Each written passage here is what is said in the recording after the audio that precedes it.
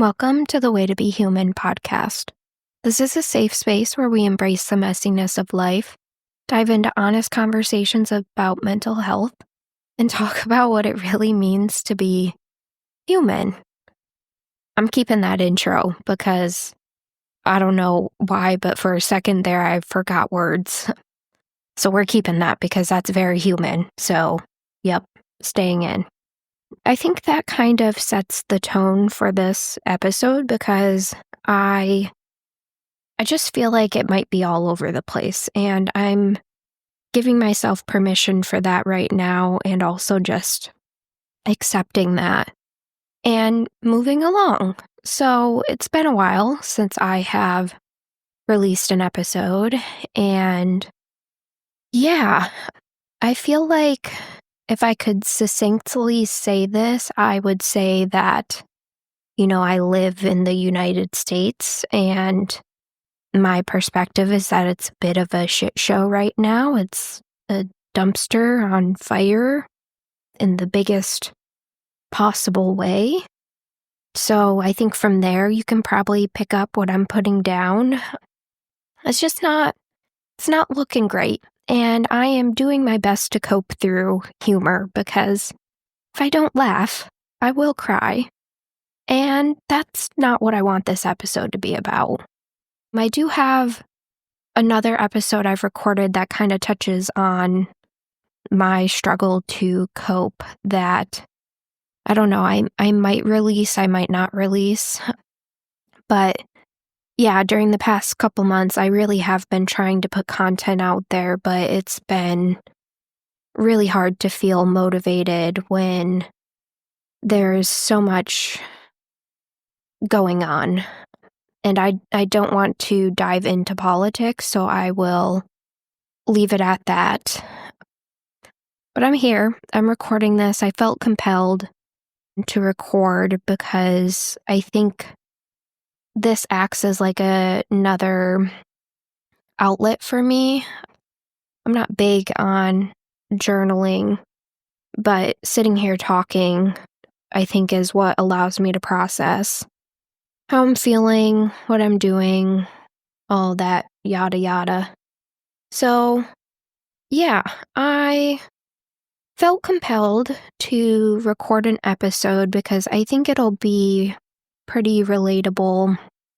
And while I'm also working to process this, I think it'll be helpful for me as well, and hoping it's helpful for other people. But essentially, I think it's going to be about my desire for connection with other people, like particularly in a romantic way.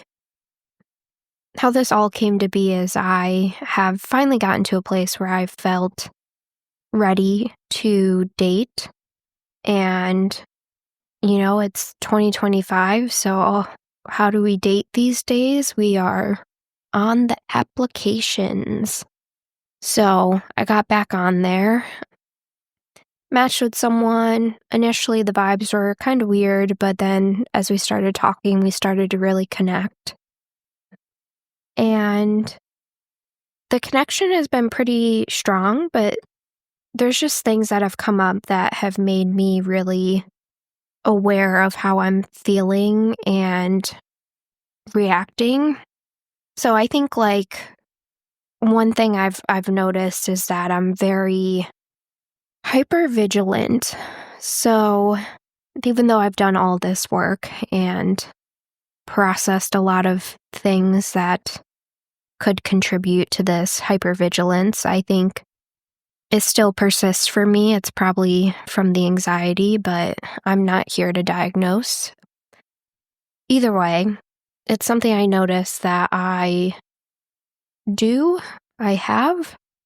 I don't know. One of those is right, so I guess just pick which one works for you.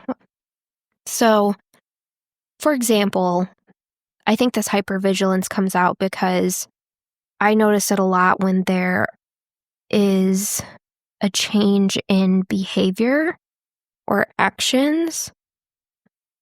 For example, with this person, they were like super communicative, at the beginning, and then it changed, and there's a reason it changed, which I acknowledge and accept that reason. I believe it's true. I don't think there's any lying going on there.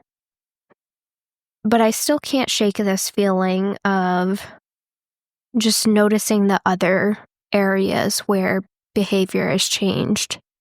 And I think, again, the behavior has changed because of just outside forces that are outside of their control, which happens to all of us. So I recognize that, but the reason I wanted to talk about this is because of the way it's making me feel. I feel like I got kind of strongly attached to this person because I felt like we were connecting so well. And now that it's like there's been these changes in behaviors, I feel like it's causing me a lot of anxiety, and I feel like it's very physical. Kind of like that feeling of like your heart dropping into your stomach, or you just kind of have that sinking feeling. But I bring all this up because I think what I'm processing through is that I think I'm like creating this experience for myself. Like, because I noticed changes, I then jumped to the worst case scenario and just like planning for the worst instead of, well, I guess, what are the alternatives? What else could I do here? I guess instead of just pausing for a moment and maybe listing out the facts of the situation, maybe taking a different perspective on it, like I could see a world where I could shift my perspective and think like, instead of planning for the worst or thinking the worst, I could think that this is just a moment in time right now. Like, I can take the change in behavior as like a yellow flag and keep it in mind, but it might not mean, or it might not be a red flag the way that I'm kind of jumping to this conclusion that it is.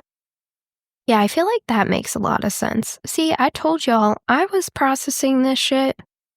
As I'm recording this is my therapy, and hopefully it's helpful to other people. But on a deeper level, so like clearly there's like some perspective taking or perspective shifts that I could take here.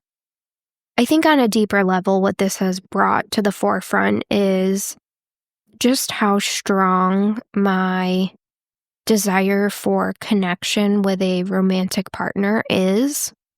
I think because I've been in so many situations where it's felt like I've given more and I've gotten less in return. And then to now finally be at a place where it seems like there's so much hope and promise in this person, it's just really highlighting how badly I want to experience reciprocal connection.